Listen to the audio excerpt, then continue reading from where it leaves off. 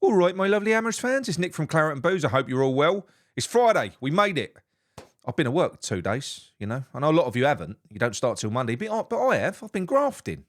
Well, in here anyway, next to me, storage heater. It's been cold out there, isn't it? Done the dog walk this morning. Freezing. Properly cold. It's going to get worse, apparently. I'm going to go on to talk about transfer-ish news, but more talking about the mess that's in our boardroom that's just going to hamstring us again. Before I do, though, if you're new to this channel, like many of you are, thank you for jumping on board. Come and join us. Click that subscribe button. Click the little bell. And also hit that like button. That's the important bit. Okay. The January transfer window.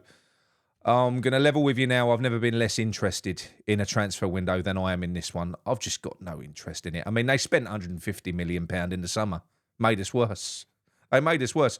This dream team that we've got now of Lopetegui, Sullivan and Stighton, who now apparently, you know, well, they are. They're completely split now. There's even less chance of stuff happening. There's rumours that Sullivan is now taking control. He's taking control. Well, he can't take control. He's not the majority shareholder. He can say no to everything and he can block everything from happening, but he can't push through all of these players if Stighton and Lopetegui and the board don't sign off on it. He simply can't get his own way, but neither can the board get their own way. We're going to have bottleneck after bottleneck after bottleneck. Apparently, you've got Stighton going out there, still doing the job that he's paid to do, going out there identifying targets, queuing them up, leaking them to Romano. So we know which ones that he wants. You know, they're all out there. There's loads of them. There's about 20, 25 players already. We know the ones that Sullivan wants. Apparently, even Brady's getting in on the X. What? Why is she getting involved in football matters? I mean, even the managerial front. She favours Potter. She wants Potter. This is Brady's pushing Potter into this club. Or she's tried to, because his wife is friends with her. So, whatever. But why is she getting involved in transfer deals? We've got experts at the club. People who know what they're talking about. This is why it's so messed up at West Ham. So, we're going to be linked with loads of players. We are linked with loads of players. We're looking for loads of players. We know we've got gaps all over the place. We need a centre-back that can defend. We need legs in midfield. We need a forward. We need a striker. We know this. We have got domestic loan spaces that we can utilise if we want to. We're linked with players like Chukwuemeka, who we're always linked with. We're always linked with a Chelsea youth player, aren't we? We've inquired about the striker from Brighton. Can't think of his name at the moment. You know what I mean. Evan Ferguson. Again, I can't see that happening. They want 60 million for him and they want an obligation in the loan and they're not willing to sanction any deal until the end of January. Arsenal are on the radar as well. Plus 60 million at the moment. No. He's a talent. There's no two ways about it. But he's had a severe injury and he is now unproven because we don't know what he is all about following the injury. We don't know. He's a good player. I'd love to get him in on loan, but not with an obligation for 60 million. No, thank you very much. There's your usual raft of players that want out. A couple of them have been added to the list. Tadibo apparently wants to go in there as well. His agent's touting him around. Well, good luck, mate. You know, because we ain't going to be taking a penny less than 40 million. And after you giving our manager a right-hander, I don't think there's going to be many takers for you. So get used to life in East London. You better knuckle down some. Get into that first team. Yeah, I'm just... I wish I was more infused.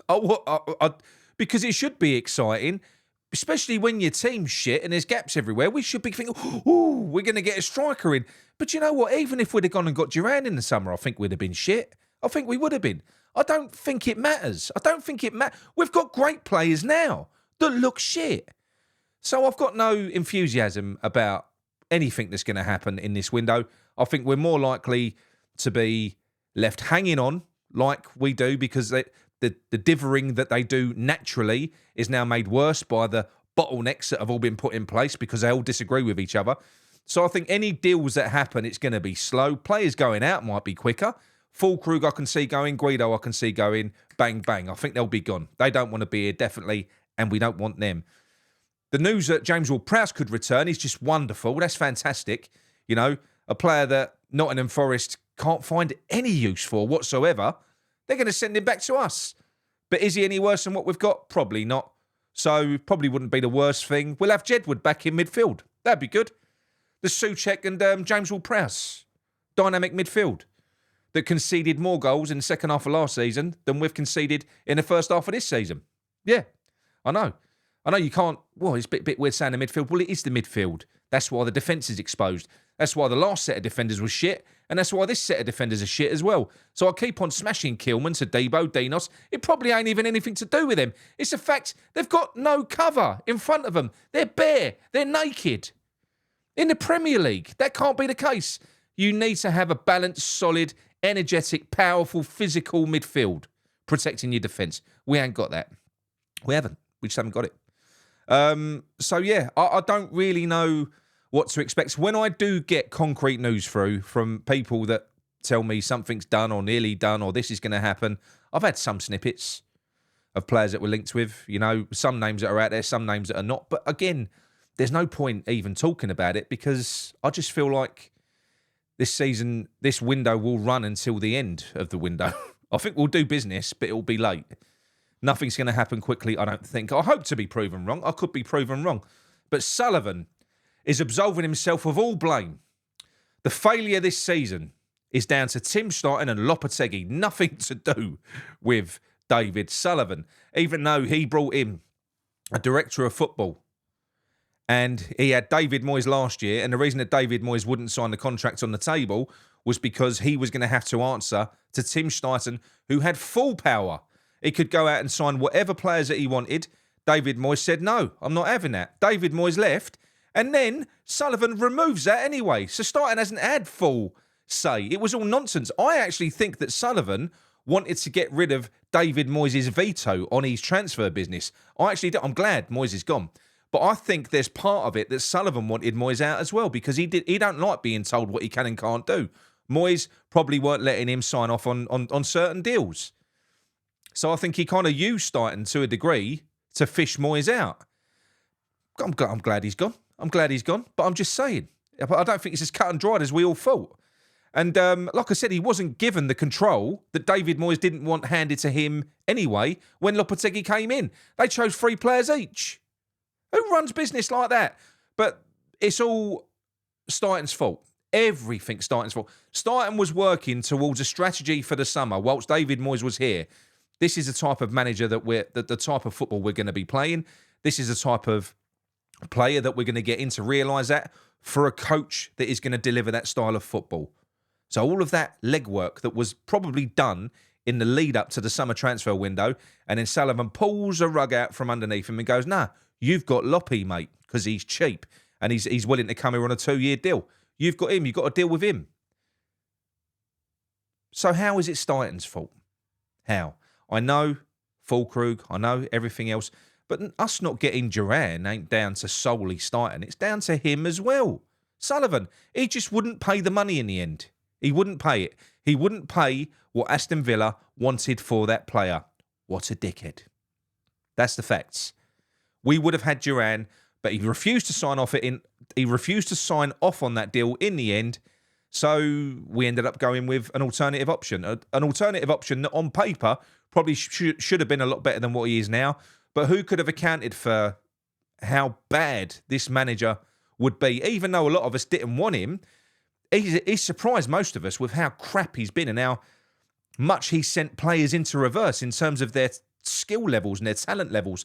So if you've got existing players that are looking crap, i.e. Kudus, what do you expect new players to do when they're coming into this system? It's a nightmare.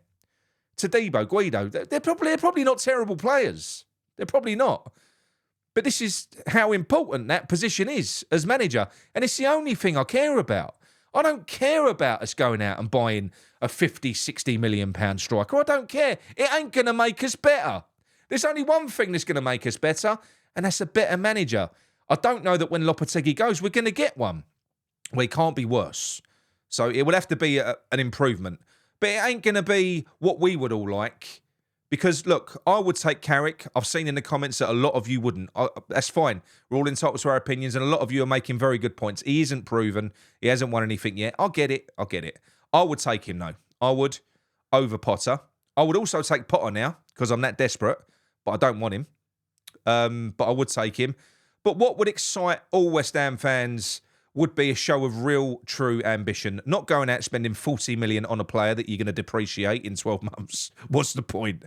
Go out, spend 20 million, release Marco Silva from his contract, get him from Fulham, put him in place, statement of intent. You've got a manager that can grow your assets all of a sudden. Players will start increasing in value. Wow, you're supposed to be a businessman.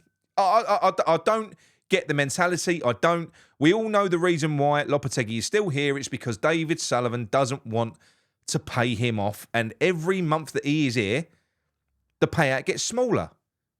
But also, we're dropping down the league.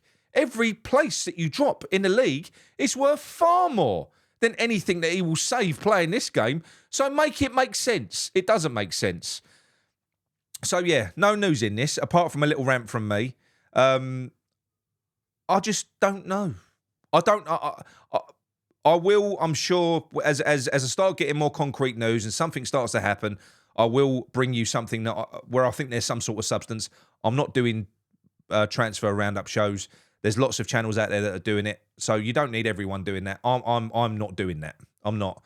If I release a story on a player, I'm not saying it's because we're going to sign them, but it's because I believe it. At least I think that there's something in it. So that's the only way I'm doing that. Yeah, I'm struggling for motivation with West Ham. I'm not looking forward to tomorrow. I do think we're going to get absolutely torn to pieces by a team that we should not be fearing at the moment. You know, they've been crap for ages in the league. They're weak. Their confidence is shattered. This should be a perfect opportunity for us to go out there and get at them. Leicester were all over them the other day. But you know what we're going to do? We're going to play that badge. It's Man City. You heard it from Lopetegui himself. Ignore the recent run of results. They've got a great manager. They're a great team. They're great this. I'm just bored listening to it. Defeatist. You're going to set up in a defeatist way. We're probably going to go and get tonked by a team that can't tonk many teams at the minute. Man City are not great at the moment. Yeah, well, they will be once they've built their confidence up after spanking us 4-5-0 probably. Let me know what your predictions are anyway in the chat for the Man City game. I'm not going to do a full preview because what's the point? There's no point. I think we're going to get hurt. Might go the other way now. You know, I did a show before the Liverpool game saying how we was going to win. So maybe me being my normal negative Nick self, it might work the other way. We might go and beat them. You don't know. Can't see it. But, you know, I'm doing my part. Anyway, look, enjoy your Friday evenings. We'll talk to you tomorrow. We're back for the watch-along. Mickey's going to be on the watch-along. I'll be doing the post-match show, and we'll be doing the normal Sunday night show on Sunday as well. Speak to you all soon. Come on, you irons. And, yeah,